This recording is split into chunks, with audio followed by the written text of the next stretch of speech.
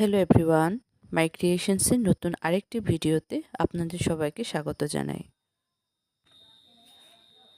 আজকে আপনাদের সাথে আমি শেয়ার করতে চলেছি খুবই স্পেশাল এবং মজাদার তালের পিঠা। আমরা অনেকেই তাল দিয়ে তালের বড়া, তারপরে তালের পুলি পিঠা, আরও অনেক ধরনের পিঠাই আমরা তৈরি করে খাই। কিন্তু তারপরেও এই তালের এই বিবিখানা পিঠা বা কেক পিঠা যে নামে ডাকুক না কেন, এই পিঠা না খেলে যেন তাল পিঠা খাওয়ার তৃপ্তি মিটে না।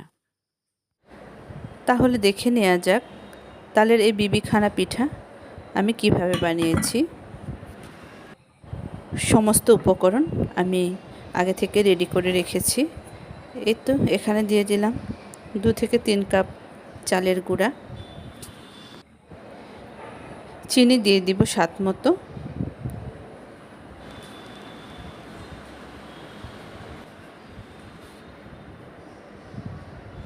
তারপরে এখানে দিয়ে দিলাম গুঁড়ো দুধ, তারপর দিয়ে দিচ্ছি তালের রস, আগে থেকে বের করে রাখা তালের রস, এটা ফ্রিজিং করে রাখা হয়েছিল।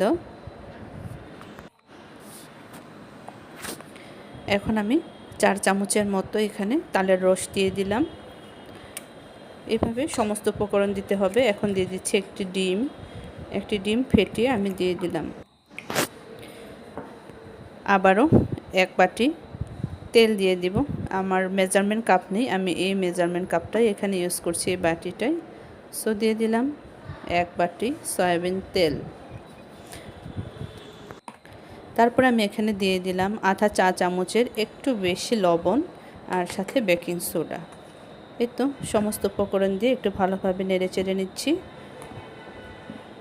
ভালোভাবে মিহি করে মাখতে হবে। তারপর আমি এই পর্যায়ে দিয়ে দিলাম নারিকেল, কুড়ে রাখা নারিকেলটাকে দিয়ে সুন্দরভাবে একটি ডো তৈরি করে নিতে হবে। এই তো বিবিখানা পিঠার জন্য যতটুকু ঘনত্ব দরকার ততটুকু ঘনত্বে আমি পানি দিয়ে সেটাকে মিক্স করে নিয়েছি।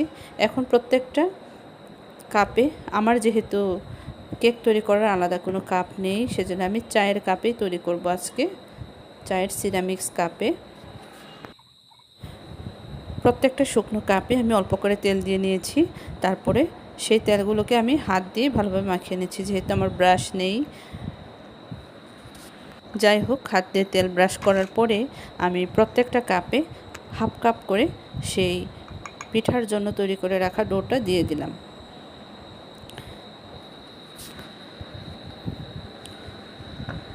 এই তো একে একে আমি 5টি কাপে পিঠার সেই ডোটা আমি দিয়ে দিলাম। এখন এখানে সেট করে নেব। রাইস কুকারের এই ছাঁকনিতে কিন্তু ভাপা পিঠা হোক, এরকম বিবিখানা পিঠা, যে কোনো পিঠাই বানানো খুবই সহজ এবং ভালোই হয়।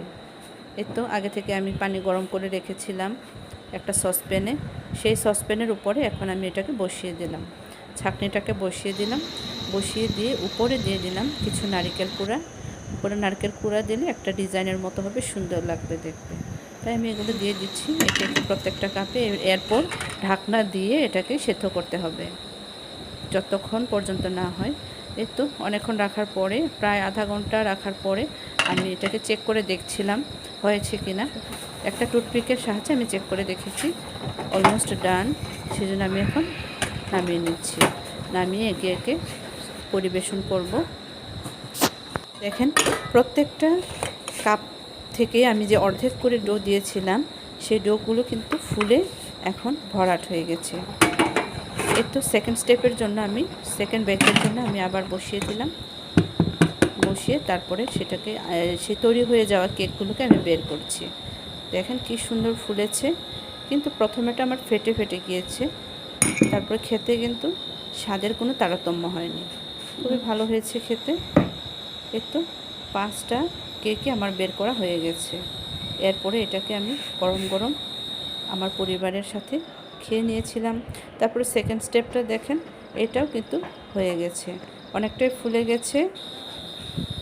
এখন এগুলোকে আমি আবার বের করে নেব। এখানে আমি নারকেল দেইনি, দেখতে যাতে একটু আলাদা লাগে সেজন্য আমি এখানে নারকেল দেইনি।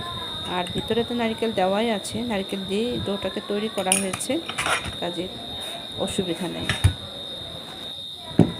এখন যেহেতু হালকা হালকা ঠান্ডা পড়ছে, হালকা হালকা ঠান্ডায় সন্ধ্যার সময় এই কেকগুলো দিয়ে চা দিয়ে খেতে কিন্তু খুবই ভালো লাগে। বিকেলের নাস্তা কিন্তু জমে যায় এরকম একটা পিঠা থাকলে। এই তো এক এক আমি বের করে নিচ্ছি। আবারও সেকেন্ড স্টেপের সেই কেকগুলো দেখতে কিন্তু খুবই লোভনীয় হয়েছে, খেতে খুবই নরম হয়েছে, তুলতুলে হয়েছে। সেই বাজারের কেকের চাইতেও কিন্তু স্বাস্থ্যকর উপায়ে তৈরি এবং খুবই টেস্টি।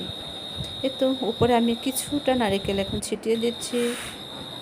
দেখেন কেমন নরম হয়েছে, আপনাদেরকে আমি একটু টিপে দেখাচ্ছি। দেখতে পাচ্ছেন খুবই তুলতুলে এবং নরম হয়েছে। আপনাদের কার কার এরকম পিঠা খেতে ভালো লাগে কমেন্ট করে জানাবেন। আর আমার কেকগুলো কেমন হয়েছে কমেন্ট করে জানাবেন। ভালো থাকবেন।